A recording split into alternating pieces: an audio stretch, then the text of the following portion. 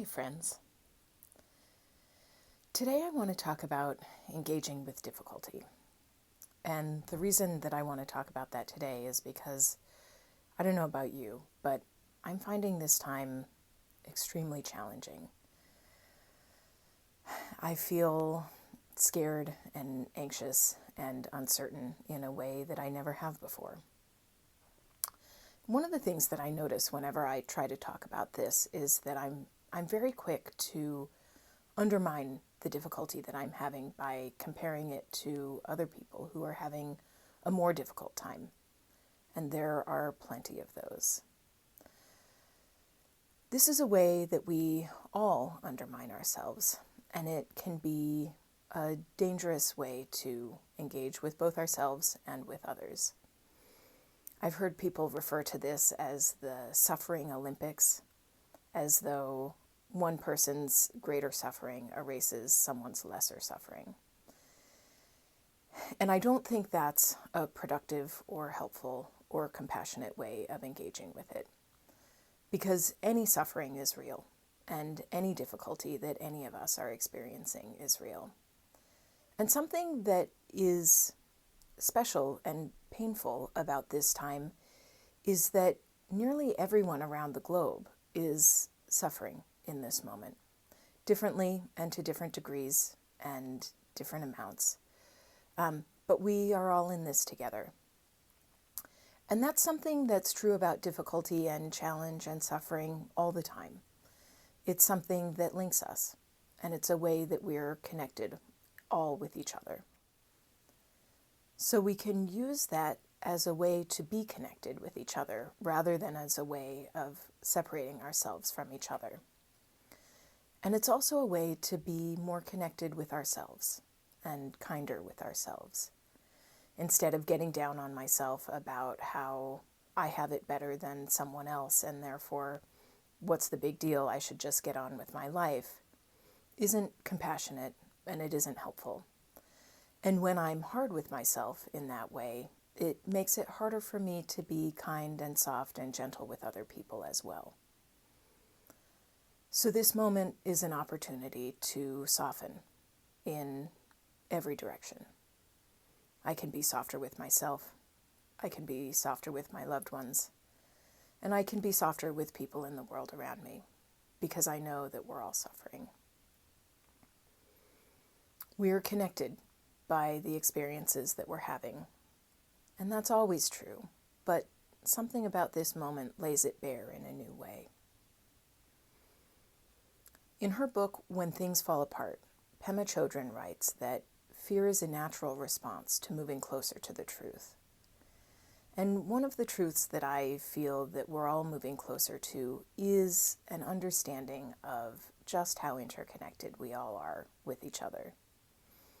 Obviously, by the virus itself that's passing from person to person, but also in the way that our socioeconomic system connects all of us, each to the other. We're all dependent on each other, and that's something that we don't make space for in how we think about our economic system at the moment.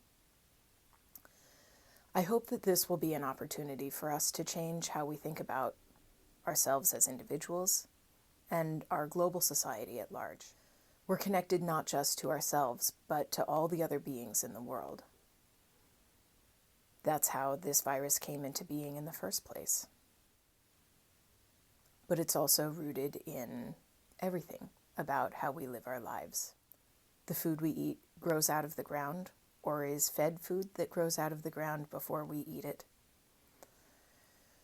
We all are part of the natural cycle of life and death and life.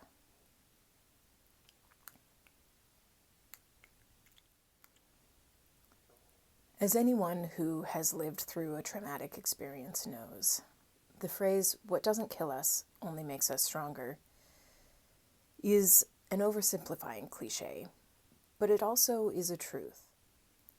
That difficulty can be an opportunity for us, an opportunity to learn and grow as individuals, and an opportunity to change how we relate to ourselves and the people around us.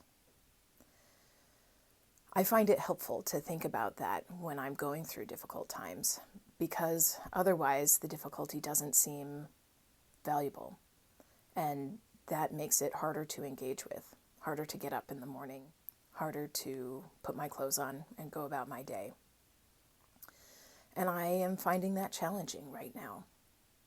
I bet a lot of you are too, because this is a challenging time. I like to think of that challenge as an opportunity. So I think about, who is the person that I want to be? How do I want to connect with other people? And how do I want to relate to myself and others throughout?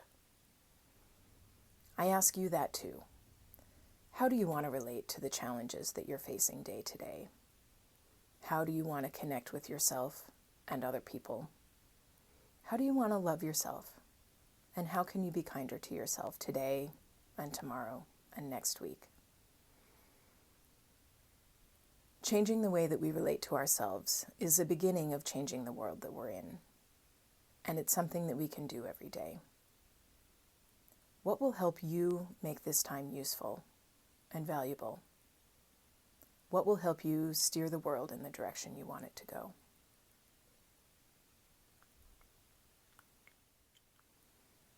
People who know me have heard me talk about the fact that when I see a difficult experience coming, I can then feel frustrated when I'm in the difficulty, and it's difficult.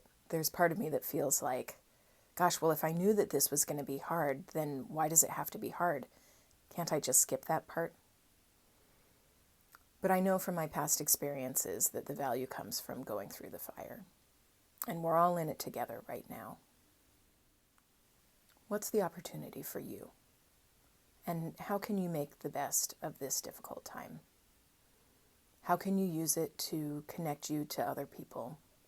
How can you use it to connect to yourself?